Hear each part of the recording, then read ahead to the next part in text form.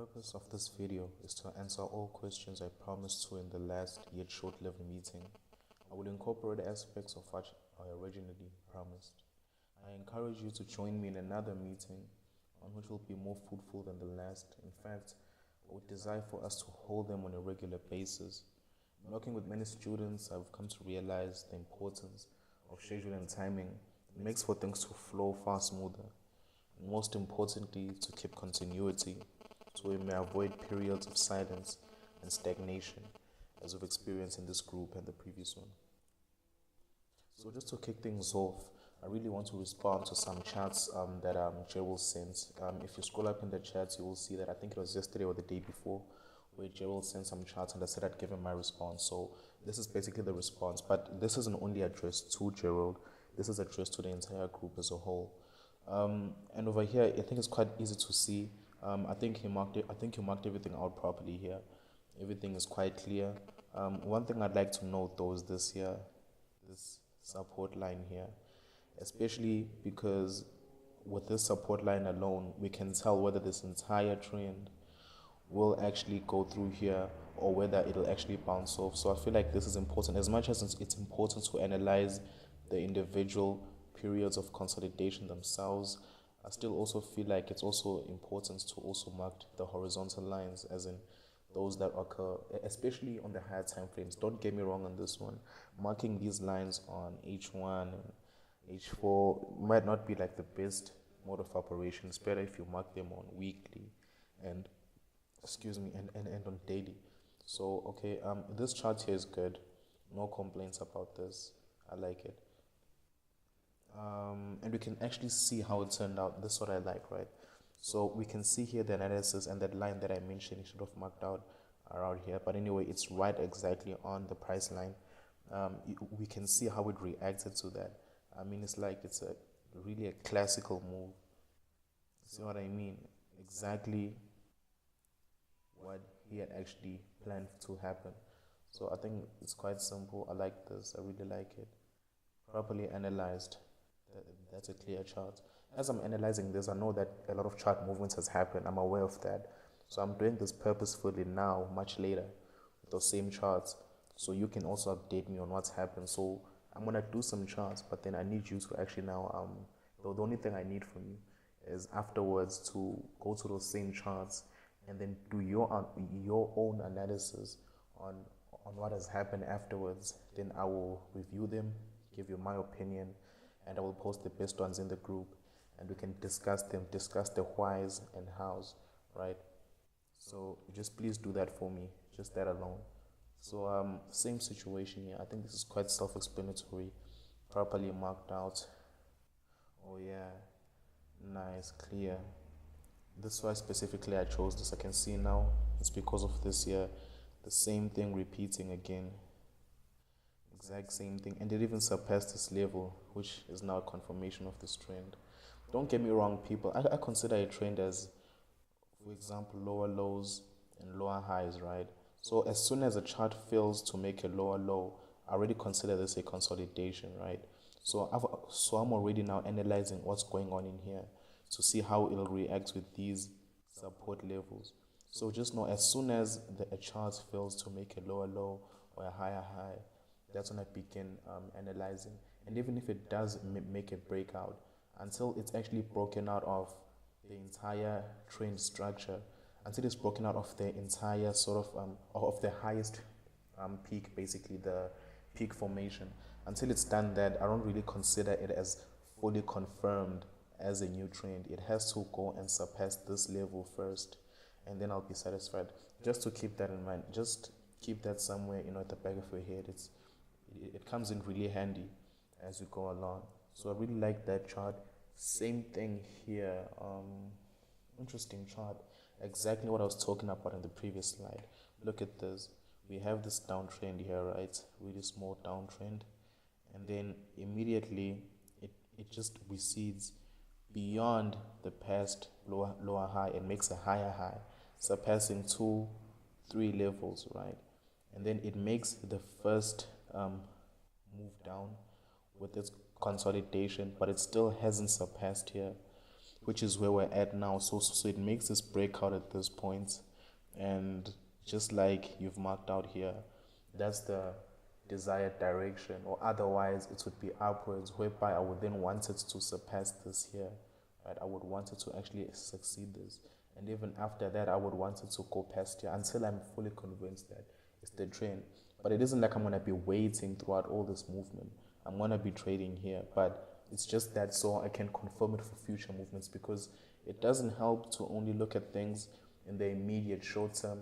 You need to understand how these small moves that are happening now fit into the larger picture and what will transpire afterwards.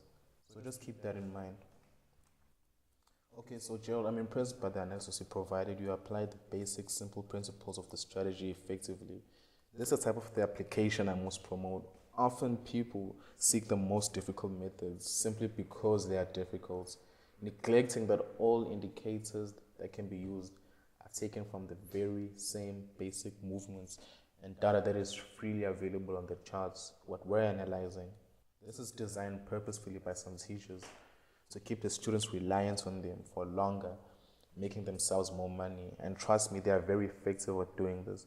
This is why we have an entire industry of forex trading, where there are a billion strategies based on indicators, but you find that all of these indicators are all based on the exact same thing, the same repeated, tried and tested market movements. So I'm impressed by the analysis.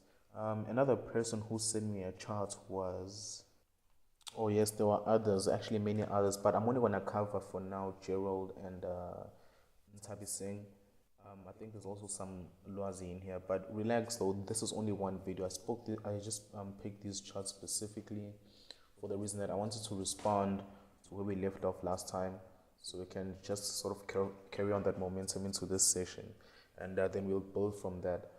I'd like for us during the sessions to sort of discuss charts and stuff and everything, and the tenets of the strategy, principles and everything, so that based on what we discuss, based on the content you send me, I can actually use that now and post it for future education videos for the group, for future members that will come. I just like the content creation process to involve everyone. I just wanted to say that as a side note. So getting on to, moving on to Tabi Singh. Okay, here, same thing. Oh yeah, what was this about? I'm trying to remember, right? She asked me a question, hold up. Oh yes, the question was about BBMA, about while we're analyzing these rise and consolidations, how will we know whether it won't be an MLV, whether it's not a reversal? Because I know why I asked that, because BBMA focuses a lot on the reversal points, right? This is like the bread and butter of the strategy. I understand that, but it's really easy to tackle that.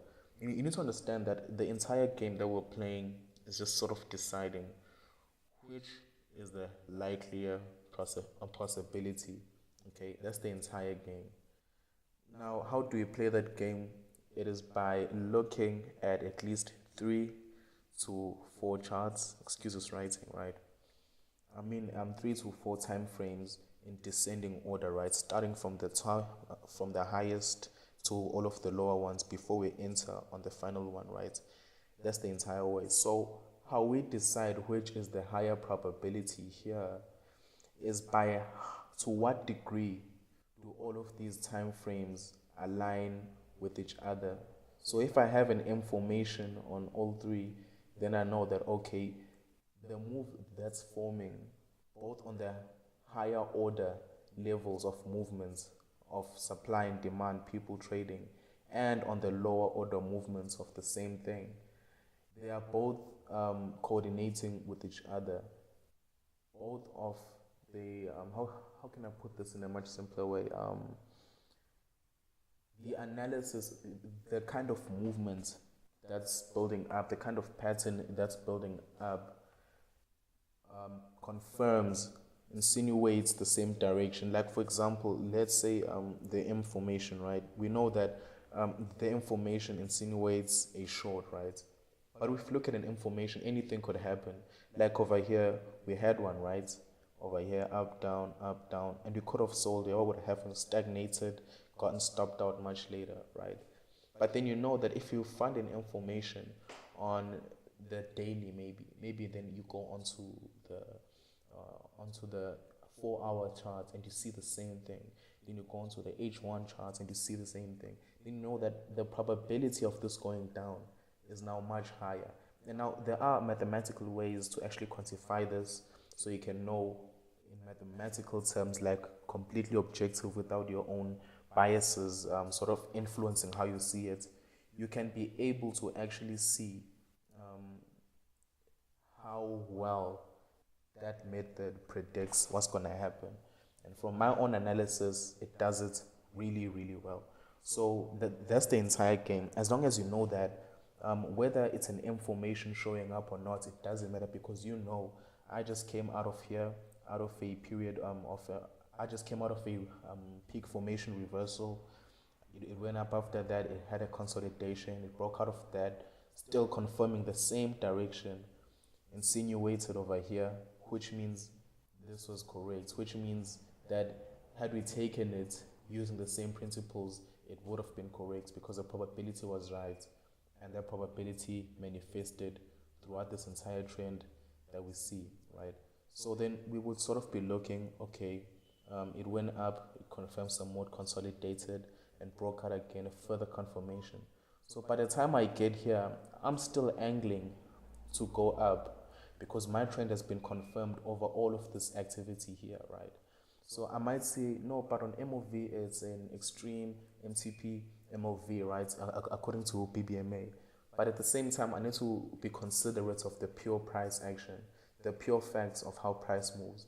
So then I can also use certain maths to quantify how much of an effect each strategy has.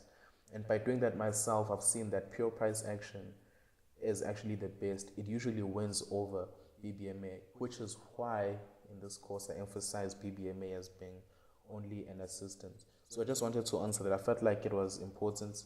So yeah.